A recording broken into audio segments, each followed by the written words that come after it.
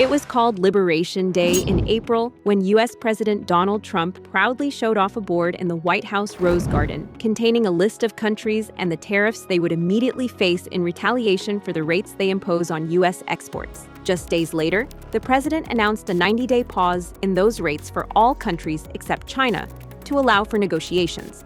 The initial deadline of 9th July was then extended again to 1st August. Trump has now signed an executive order, but said that the tariff rates would not kick in for 7 additional days to allow for the orders to be fully communicated. Only 8 countries or trading blocs have agreed deals with the U.S., which has limited the reciprocal tariffs and, in some cases, sectoral tariffs already in place. The UK, Japan, Indonesia, the European Union, and South Korea are among the 8 to be facing lower rates than had been threatened back in April. China has not done a deal yet, but it is no longer facing punitive tariffs above 100%. Its decision to retaliate against U.S. levies prompted a truce, pending further talks. April's Liberation Day was about President Trump trying to impose a new global trade system. The new tariff orders are effectively a reset to create a somewhat more practical regime. For all the panic over the steep rates Trump proposed in April, the more broad 10 to 15% he's now imposed is closer to a cost of doing business than a crippling barrier. It remains to be seen if this is a new trade order or just a more expensive one that will cause inflation.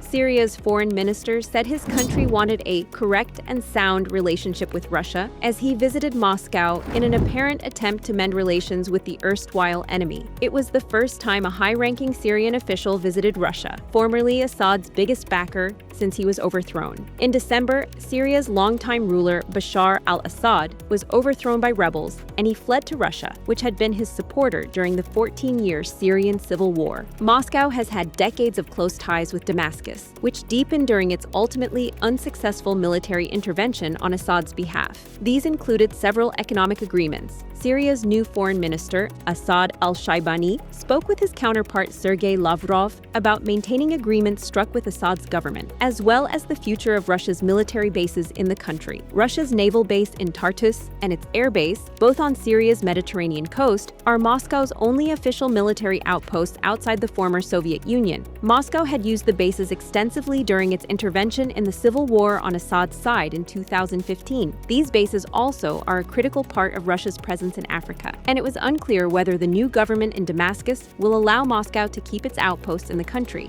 China is planning to offer cash handouts to families as an incentive for couples to have children, as years of population decline threatens the world's number 2 economy. While China abandoned its one-child policy about a decade ago, its population registered a decline for 3 straight years through 2024. New births, at 9.54 million in 2024, was only half of the 18.8 million registered in 2016, when China lifted the policy that allowed couples to have only one child. Diminishing birth rate is a challenge for the world's second-largest economy, where the working-age population has been shrinking in a threat to labor supply and productivity. China lost its title as the most populous nation to India in 2023 and is forecasted to shrink to below 800 million by 2100, according to the United Nations demographic modeling. China adopted the one-child policy when its population growth was out of control and when its economy couldn't support such a huge population. But this strategy has now created a demographic imbalance with pensioners